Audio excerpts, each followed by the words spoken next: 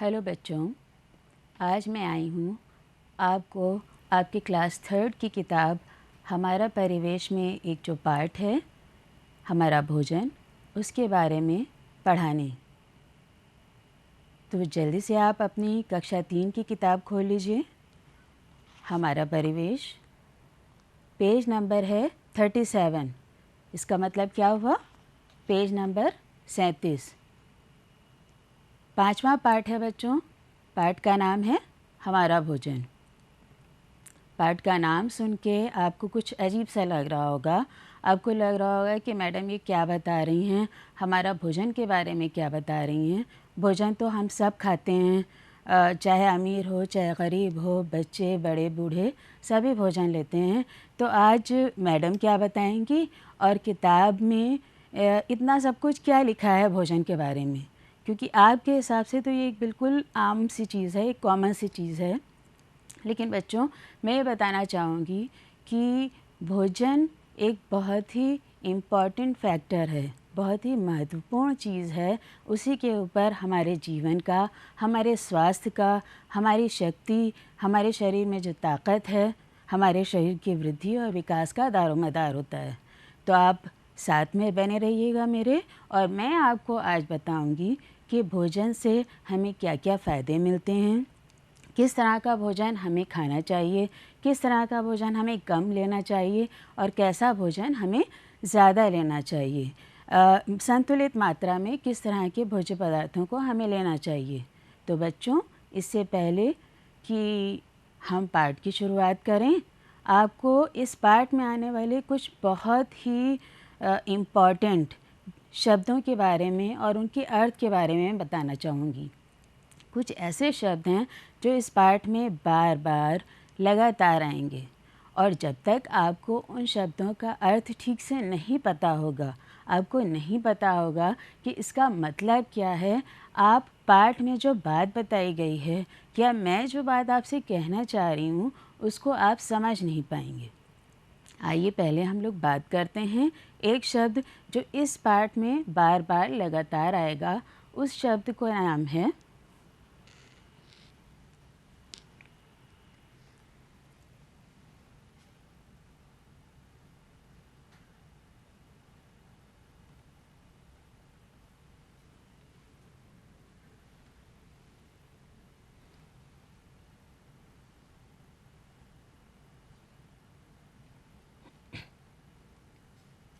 कि देखिए बच्चों, क्या लिखा है शब्द ऊर्जा। ऊर्जा का मतलब होता है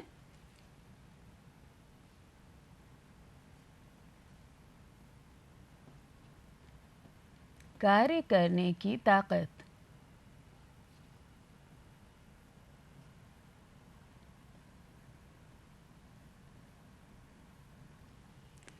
ये शब्द लगातार पाठ में बीच में आता रहेगा। इस शब्द का मतलब हुआ ऊर्जा, यानी कार्य करने की ताकत। तो आप इस शब्द को ध्यान में रखिएगा, ठीक है। और एक शब्द और बार बार इस पाठ में आएगा, वो है, मैं लिख के दिखाती हूँ पहले।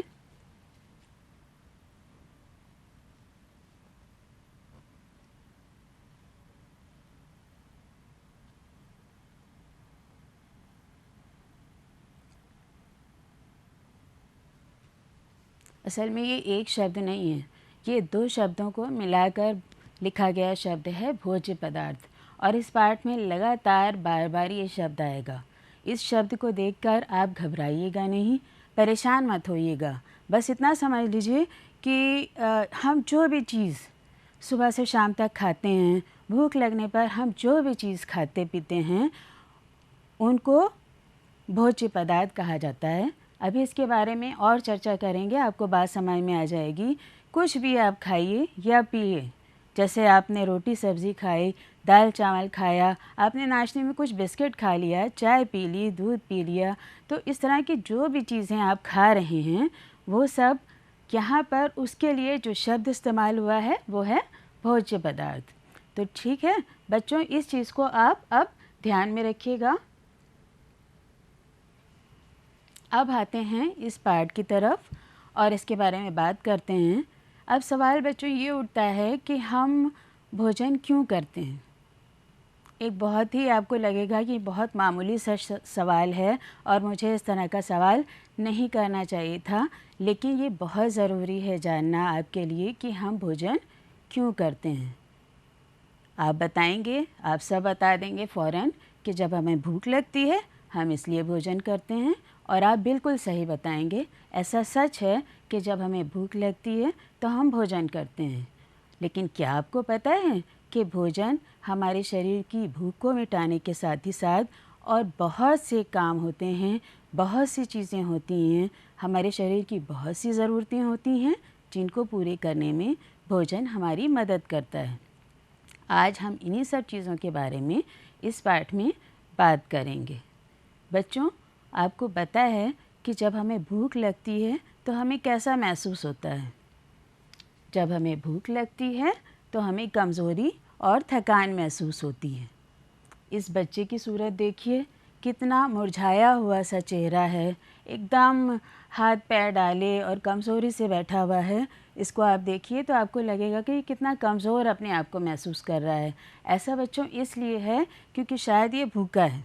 एक उदाहरण हम आपको देते हैं कि घर में अक्सर क्या होता है, जब आपके घर के बड़े, मम्मी, बुआ, दादी, बड़े भाई या बहन कोई व्रत रखते हैं या रोज़ा रखते हैं, तो एक बहुत लंबा टाइम होता है, कई घंटे का, जिसमें वो कुछ भी ना तो खाते हैं और ना पीते हैं।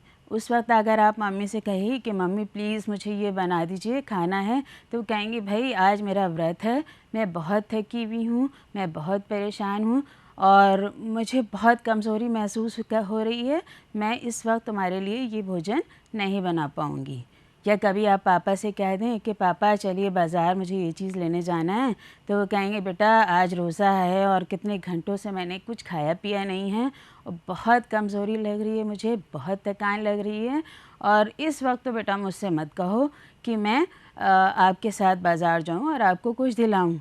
जब रोज़ा खोल लूँगा या जब मैं व्रत खोल लूँगा तब मैं आपके साथ बाज़ार चलूँगा और मैं आपको कुछ दिला दूँगा। तो वो सही कहते हैं। सच्चाई ये है कि अगर हम कई घंटों तक कुछ भी खाए पिए बिना रहते हैं तो बच्चों हमें बहुत कमज़ोरी, बहुत थकान लगती है, किसी भी कार्य में दिल नहीं लगता है, कोई भी काम हम ठीक से नहीं कर पाते हैं और हमारी हालत बिल्कुल बेजार हो जाती है। लेकिन वहीं पे क्या होता है कि जब हम कुछ भी खा पी लेते हैं, जब हम कुछ भी भूख लगने पर हमने कुछ भी खाया या पिया, तो हमारे शरीर में अजीब सी ताकत आती है, ऊर्जा आती है, और तब हम ऊर्जा या ताकत का अनुभव करते हैं। जैसे आप इन बच्चों के चेहरे देखिए, कितने खिलखिला रहे हैं, कितने खुश हैं, कितना हंस रहे हैं, और इनके चेहरों को देख के आपको अंदाज़ा होगा कि ये बच्चे कितने खुश हैं और शायद इनका पेट भरा हुआ है और ये कुछ ना कुछ खा पी कर और बहुत आराम से ऊर्जावान इनके चेहरे दिख रहे हैं, आपको महसूस हो रहे हैं। तो इसको देख के आपको लग रहा होगा कि ये बच्चे ज़रूर खाली पेट नहीं हैं, क्योंकि इनके चेहरों की चमक, इनकी आँखों की चमक और ऊर्जावान चेहरे देख के लग रहा है कि इन्होंने कुछ भी खाया या पिया है और इस वक्त ये बहुत आराम से अपने अंदर शक्ति महसूस कर रहे हैं। तो यही सच भी है बच्चों, क्योंकि जब हम बहुत देर तक खाली पेट रहते हैं तो हम बहुत कमज़ोरी, बहुत ज़्यादा थकान महसूस करते हैं। लेकिन वहीं पर कभी कभी ये भी होता है कि जब हम उसके बाद कुछ भी खा या पी लेते हैं तो हमारे अंदर एक ताकत आ जाती है, काम करने की, बात करने की ऊर्जा और ताकत आ जाती है।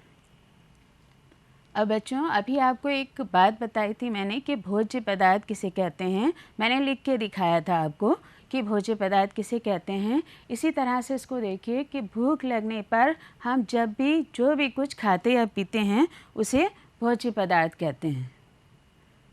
कुछ भी खाना या पीना, अभी मैं आपको पहले भी बता चुकी हूँ और फिर से बता रही हूँ कि कभी कभी हमें भूख लगी तो हमने रोटी सब्ज़ी खा ली, कभी आपको भूख लगती है तो आपने देखा कि बिस्किट रखे हैं वो खा लिया, मम्मी ने कहा अच्छा चलो नमकीन रखा है वो खा लो।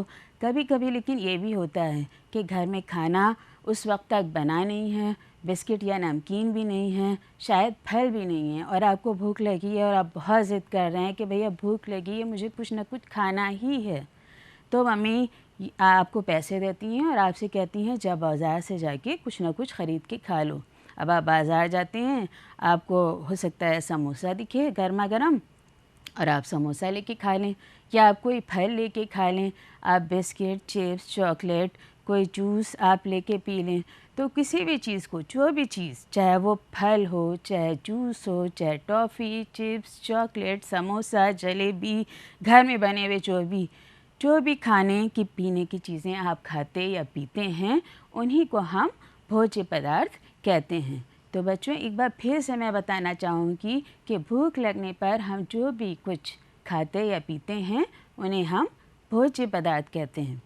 अब सवाल ये उठता है कि ये भोज्य पदार्थ हमारे लिए क्यों ज़रूरी हैं? भोजन हमारे लिए क्यों ज़रूरी है? भोजन सिर्फ हमारी भूख नहीं मिटाता है, भूख मिटाने के साथ ही साथ हमारे शरीर को ऊर्जा देता है। ऊर्जा भी मैंने आपको बताया ही था, कार्य करने की ताकत। हमारे शरीर को काम करने की ताकत कहाँ से मिलती है? भोजन से मिलती है। दूसरी चीज़ ये है कि भोजन मनुष्य के शरीर की वृद्धि में भी सहायक होता है। हमारे और आपके शरीर की वृद्धि, विकास करने में भोजन बहुत सहायक होता है। शरीर की जो टूट फूट होती है, उसकी मरम्मत करने में भी भोजन सहायक होता है। और एक चीज़ और मैं बताना चाहूँगी कि भोजन हमारे शरीर को बीमारियों अर्थात रोगों से बचाने में भी मददगार होता है। कैसे? अभी इसके बारे में हम आगे चर्चा करेंगे। तो आप ये मत सोच के चलिएगा कि भोजन से सिर्फ हमारी भूख मिटती है, ऐसा नहीं है। भोजन हमारे शरीर की भूख मिटाने के साथ ही साथ हमारे शरीर को ऊर्जा देता है, हमारे शरीर को कार्य करने की ताकत देता है, हमारी वृद्धि करता है, हमें रोगों से बचाता भी है। तो बच्चों, भोज्य पदार्थों को उनके गुणों के आधार पर हम 3 भागों में बांट सकते हैं। स्क्रीन पे आप देख रहे हैं, नंबर 1 पर है ऊर्जा देने वाले भोज्य पदार्थ, जिसका मतलब अभी मैंने आपको ऊर्जा का मतलब पहले भी बताया था। ऊर्जा का मतलब है कार्य करने की ताकत। वो भोज्य पदार्थ जिनसे हमको काम करने की ताकत मिलती है, वो ऊर्जा देने वाले भोज्य पदार्थ होते हैं। कौन कौन से भोज्य पदार्थ होते हैं, अभी मैं आपको आगे बताऊंगी। दूसरे नंबर पर वे भोज्य पदार्थ आते हैं जो हमारे शरीर की वृद्धि या विकास करने में सहायक होते हैं। ऐसे भोज्य पदार्थ जिनसे हमारे शरीर की विकास होता है, वृद्धि होती है, हमारी मांसपेशियां मजबूत होती हैं, वे भोज्य पदार्थ वृद्धि करने वाले भोज्य पदार्थ कहलाते हैं। और कुछ ऐसे भी भोज्य पदार्थ होते हैं जो हमारी बीमारियों और रोगों से बचाने में हमारी मदद करते हैं। वे भोज्य पदार्थ जो हमारी रोगों या बीमारियों से बचाने में हमारी मदद करते हैं, उनको हम रोगों से बचाव करने वाले भोज्य पदार्थ कहते हैं। अब आइए हम बात करते हैं ऊर्जा देने वाले भोज्य पदार्थों के बारे में। आपको पहले भी बताया था कि ऊर्जा देने वाले भोज्य पदार्थ मतलब वे भोज्य पदार्थ जिनसे हमें काम करने की ताकत मिलती है, शक्ति मिलती है। कोई भी बड़े से बड़े काम हम कर लेते हैं क्योंकि हम इन भोज्य पदार्थों को खाते रहते हैं। तो वे भोज्य पदार्थ जो हमें शरीर को ऊर्जा देते हैं, काम करने की ताकत देते हैं, उन भोज्य पदार्थों को ऊर्जा देने वाले भोज्य पदार्थ कहते हैं। अब कौन कौन से हैं ये भोज्य पदार्थ, आइए इसके बारे में जानते हैं।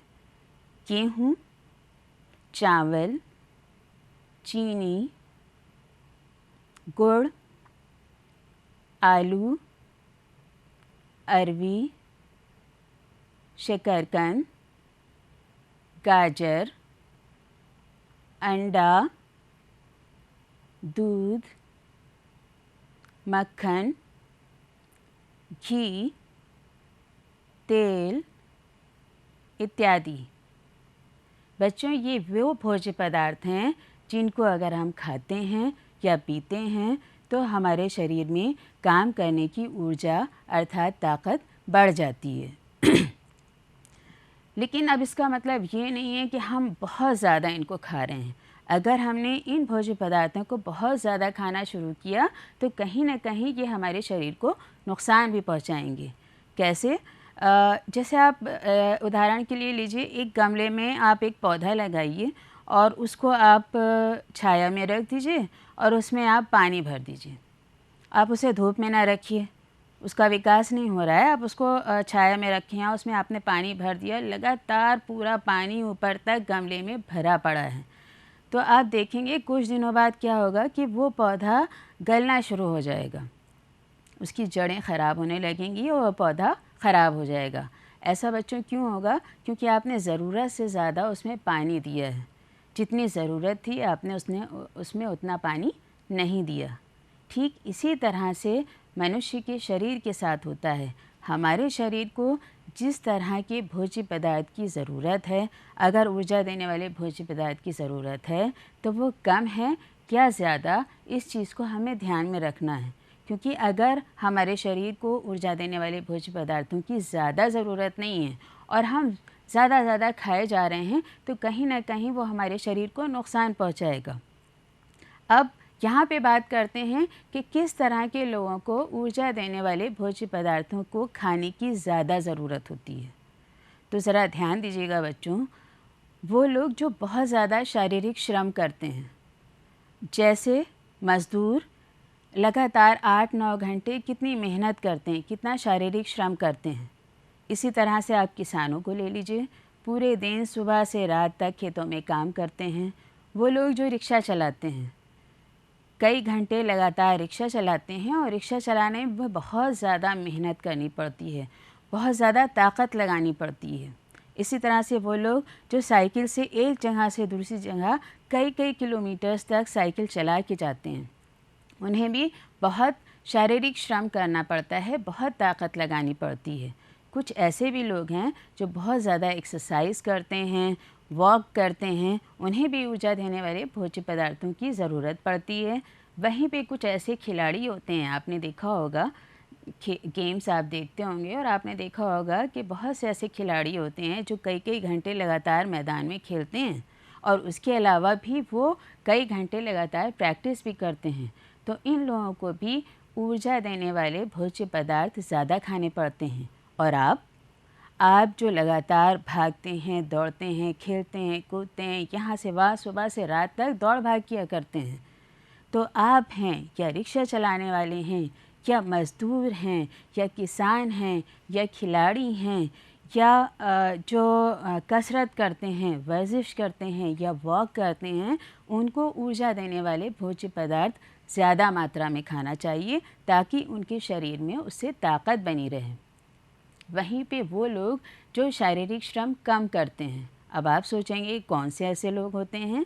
आप अपने घर के बुज़ुर्गों के बारे में सोचिए जो ज़्यादा चलते फिरते नहीं हैं, शारीरिक श्रम कम करते हैं ना। और इसके अलावा कुछ लोग ऐसे होते हैं जो घर से निकले और जाके दुकान पे बैठ गए, वहाँ पे वो सौदा नाप तौल करके बेच रहे हैं, बहुत ज़्यादा शारीरिक श्रम नहीं होता है। कुछ लोग ऐसे होते हैं जो ऑफिस जाते हैं और ऑफिस में लगातार बैठ कर काम करते हैं, वो भी ज़्यादा शारीरिक श्रम नहीं करते हैं।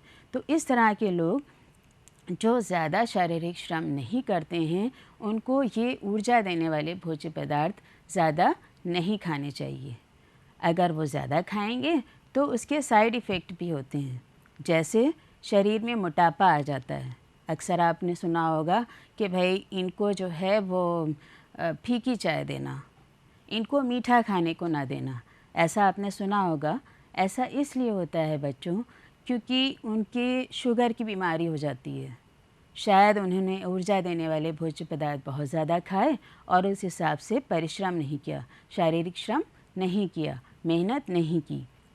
तो ये जो पदार्थ होते हैं, ये भोज्य पदार्थ हमें इतनी ज़्यादा ऊर्जा देते हैं, इतनी ज़्यादा कैलोरीज़ देते हैं, जिनको एब्ज़ॉर्ब करना ज़रूरी है। अगर हम जो खा रहे हैं उसी हिसाब से हम वर्कआउट कर रहे हैं, हम काम कर रहे हैं, हम एक्सरसाइज कर रहे हैं, हम शारीरिक श्रम कर रहे हैं, तो ये कैलोरीज़, ये ऊर्जा जो हमें इन भोज्य पदार्थों से मिल रही है वो एब्ज़ॉर्ब हो जाएगी। लेकिन अगर हम लगातार खा रहे हैं और कोई काम नहीं कर रहे हैं तो फिर क्या होगा? हम परेशान रहेंगे, हमारे अंदर मोटापा आएगा, शुगर जैसी बीमारियां भी इसी वजह से होती हैं। तो बच्चों, आपको समझ में आ गया होगा कि ऊर्जा देने वाले भोज्य पदार्थ कौन से हैं, और जो ज़्यादा शारीरिक श्रम करते हैं उनको इन भोज्य पदार्थों को कायदे से खाना चाहिए, ज़्यादा मात्रा में लेना चाहिए, और जो शारीरिक श्रम कम करते हैं उन्हें इन भोज्य पदार्थों का सेवन कम करना चाहिए। अब आइए हम लोग बात करते हैं कि स्कूल में, जो सरकारी स्कूलों में इंटरवल में मिड डे मील मिलता है, उनमें कौन से ऐसे भोज्य पदार्थ हैं जो हमारे शरीर को ऊर्जा देते हैं। एक एक दिन का अगर हम ले के चलते हैं तो इससे आपको भी क्लियर हो जाएगा कि मैंने अभी तक जो बात बताई है उसमें क्या क्या चीज़ें हैं। आप एक बार फिर इस तरह की एक्सरसाइज से, इस तरह की एक्टिविटी से उसको समझ पाएंगे। आइए हम देखते हैं। जैसे सोमवार के दिन हम क्या खाते हैं, रोटी और सब्ज़ी, ठीक है। तो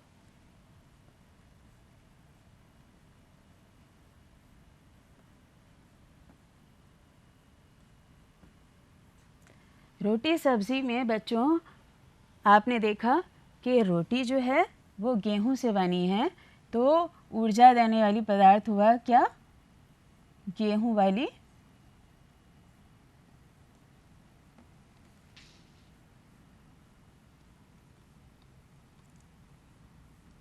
और हो सकता है सब्ज़ी में आलू डला हो, तो दूसरी चीज़ ऊर्जा देने वाली क्या हुई,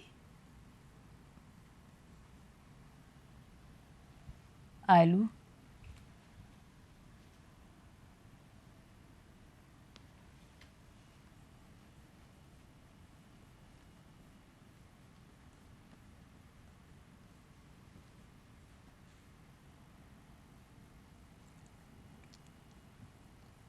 रोटी सब्ज़ी में रोटी और आलू जो होगा वो हमारा ऊर्जा देने वाला भोज्य पदार्थ होगा। अब मंगलवार के दिन हम लोग खाते हैं चावल और दाल।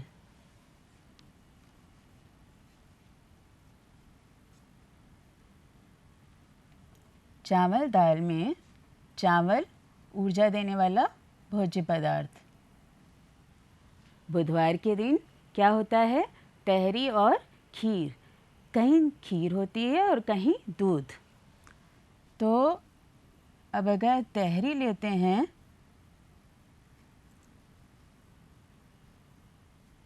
तो तहरी में बच्चों चावल,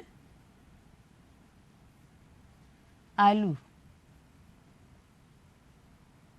ये हुआ ऊर्जा देने वाला पदार्थ।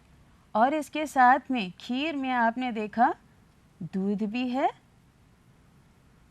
चीनी भी है, और साथ में चावल जो ऑलरेडी पहले लिखा है वो भी है। तो बुधवार के दिन आपके जो भोज्य पदार्थ हैं आप देख रहे हैं तो सारे ऊर्जा देने वाले भोज्य पदार्थ हैं।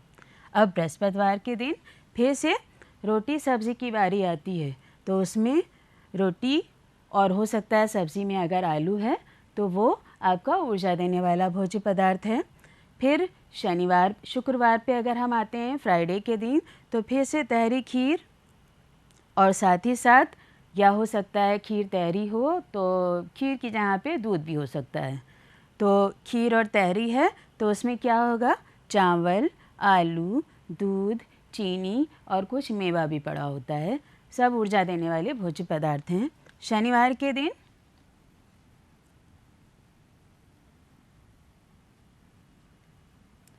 चावल और सब्ज़ी, तब इसमें भी चावल और सब्ज़ी, अगर आलू के साथ और भी कुछ चीज़ें हैं तो अगर आलू इसमें है तो ये ऊर्जा देने वाला भोज्य पदार्थ हुआ। तो यहाँ पर आपने देखा कि लगातार हफ्ते में 6 दिन जब आप स्कूल आते हैं और आप मिड डे मील खाते हैं तो आपको क्या मिलता है, सारे ऐसे भोज्य पदार्थ मिलते हैं जिनसे आपको ऊर्जा मिलती है। यानी स्कूल में पूरी ये कोशिश की जाती है कि आप ऊर्जावान रहें, क्योंकि आप ऊर्जावान रहेंगे, आप के अंदर ताकत रहेगी तो स्कूल में जो भी पढ़ाया जा रहा है, समझाया जा रहा है, वो आपकी समझ में आसानी से आएगा। तो इस एक्सरसाइज, इस एक्टिविटी का बच्चों मतलब यही था कि आप पहचान जाएं कि कौन से भोज्य पदार्थ ऊर्जा देने वाले हैं।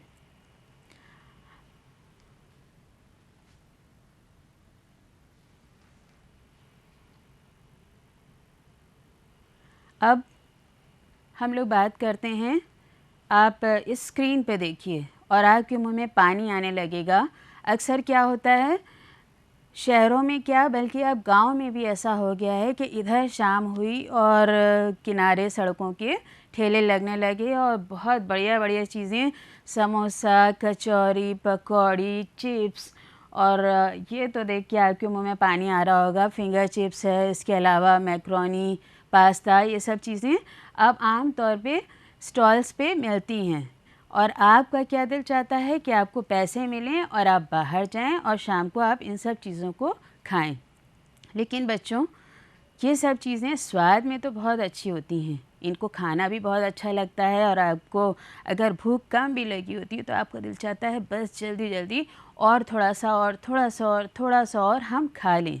मगर सच्चाई कुछ और है, इनसे स्वाद तो आपको मिलता है मगर ताकत बिल्कुल नहीं मिलती है। आपको कोई ऊर्जा, कोई ताकत इनसे नहीं मिलती है। इन भोज्य पदार्थों में, इन जंक फूड्स में ऐसे कोई पोषक तत्व नहीं होते हैं जिनसे आपको कुछ फ़ायदा हो, आपके शरीर को कुछ फ़ायदा हो। तो इन बात को आज ध्यान में रखिए कि इन जंक फूड का प्रयोग हमें नहीं करना चाहिए, क्योंकि ये जंक फूड, ये फ़ास्ट फूड हमारे स्वास्थ्य के लिए बहुत हानिकारक होते हैं। तो बच्चों, आज हमने क्या सीखा कि भूख लगने पर जो भी कुछ हम खाते पीते हैं उन्हें भोज्य पदार्थ कहते हैं। और सबसे बड़ी चीज़, अगर हमें भूख लगी हो और हम कुछ भी ना खाएं ना पिएं तो हमें बहुत कमज़ोरी और थकान महसूस होती है। लेकिन जब हम कुछ खा पी लेते हैं तो हमारे अंदर ताकत या ऊर्जा आ जाती है। ऊर्जा का मतलब काम करने की ताकत।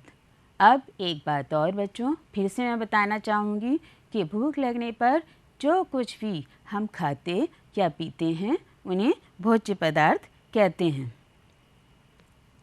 अब देखिए बच्चों, भोज्य पदार्थों को उनके गुणों के आधार पर हम 3 भागों में बांट सकते हैं।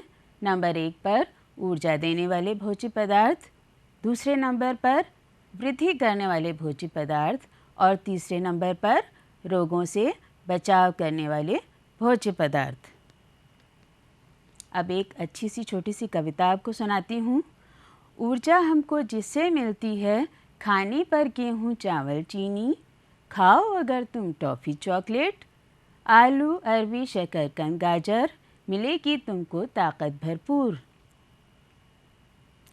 तो ये तो कविता है जिसमें आपको बताया गया है कुछ कुछ चीज़ों के बारे में जिससे आपको ऊर्जा मिलती है।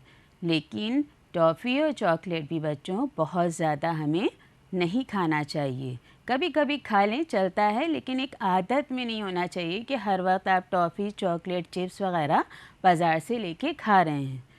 तो बच्चों, इस तरह से आपने देखा कि वे भोज्य पदार्थ जो हमारे शरीर को ऊर्जा या ताकत देते हैं वो होते हैं गेहूँ, चावल, चीनी, गुड़, आलू, अरवी, शकरकंद, गाजर, दूध, मक्खन, घी, अंडा इत्यादि, जिनसे हमारे शरीर को काम करने की ताकत मिलती है, अर्थात ऊर्जा मिलती है।